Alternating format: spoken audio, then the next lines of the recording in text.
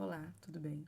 Hoje eu vim falar sobre posicionamento, que segundo o dicionário é uma ação de se posicionar em relação a algo, ou seja, tomar uma atitude, assumir um partido sobre determinado assunto.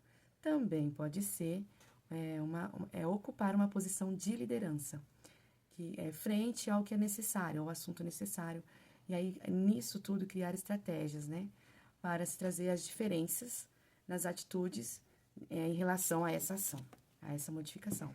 Eu também quero falar sobre o posicionamento numa vida cristã, numa vida de quem é seguidor de Cristo. O posicionamento para nós é uma mudança de rota, uma mudança de GPS. O que significa?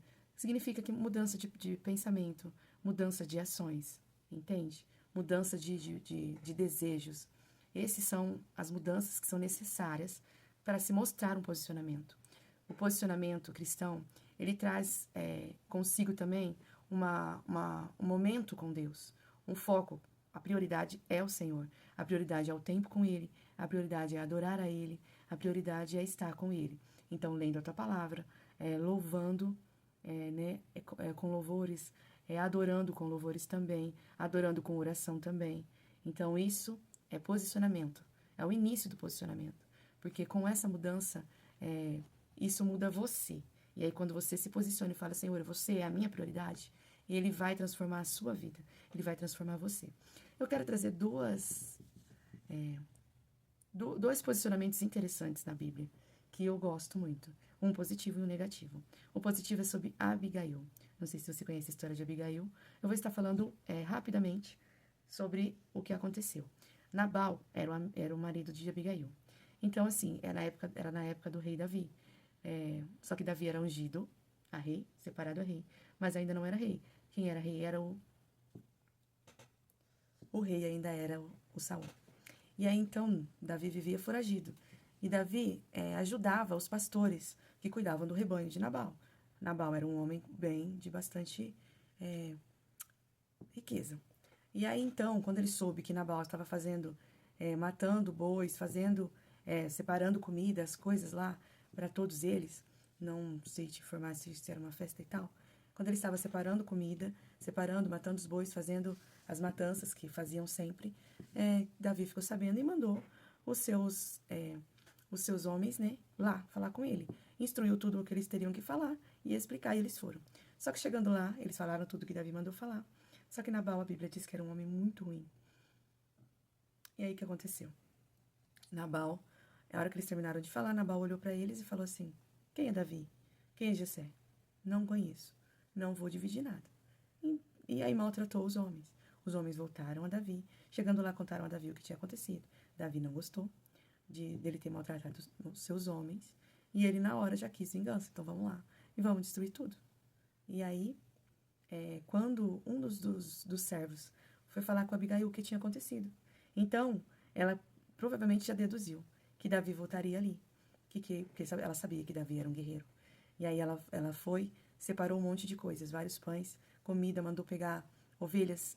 Vamos ao encontro de Davi, para que ele não venha fazer mal a nós. Porque se Davi entrasse lá, com certeza destruiria todos, ele não ia deixar nenhum vivo. Então, Abigail foi, e o posicionamento dela foi esse. Ela simplesmente foi, mandou alguns servos na frente, com todas as coisas de comida, né, as ceias, o banquete, mandou os servos na frente, e ela foi atrás com outros servos.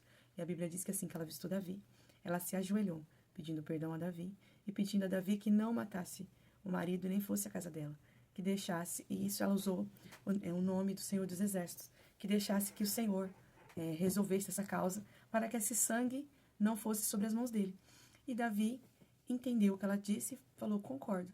Então ele voltou para trás. Então o posicionamento de Abigail converteu Davi a rota dele e o dela também, que estava programado para a morte. E a casa dela foi salva, então ela se posicionou para salvar a sua casa. O segundo posicionamento negativo foi de Miriam. Miriam, uma profetisa, uma serva do Senhor. Só que em um dado momento, Moisés se casou novamente e ela não concordou com esse casamento. Então, ela chegou na Arão e eles conversando, ela falou assim, o Deus que fala com Moisés também fala com a gente. Ou será que você fala com ele? Então, quer dizer, ela se achou no direito de destituir Moisés do cargo que o Senhor tinha colocado. Absurdo. Ok.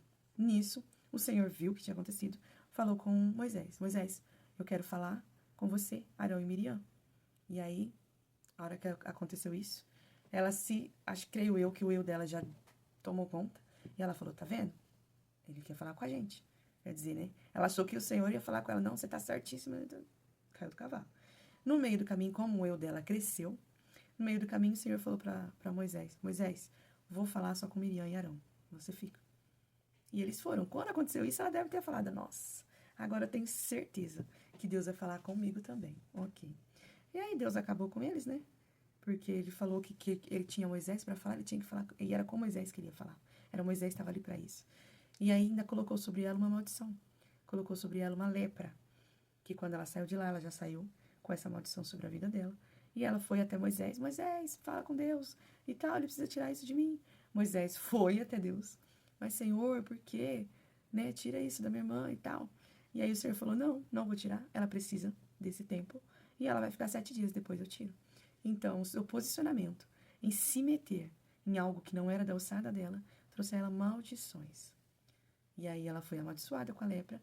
Foi por 7 dias, mas foi 7 dias que ela ficou longe da casa de todos, por conta dela ter se metido em coisas que não era dela.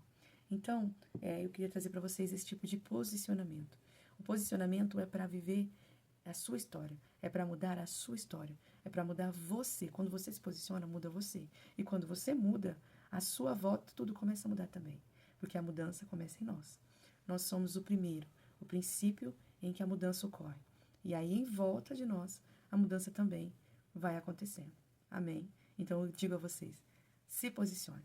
Posicione pela sua casa, se posicione pela sua história, se posicione pelo seu casamento, se posicione pela sua família. Não se posicione como Miriam por problemas que não são seus. Se posicione por problemas que são da sua ossada e que você quer de Deus uma mudança de rota. Amém. Fiquem com Deus.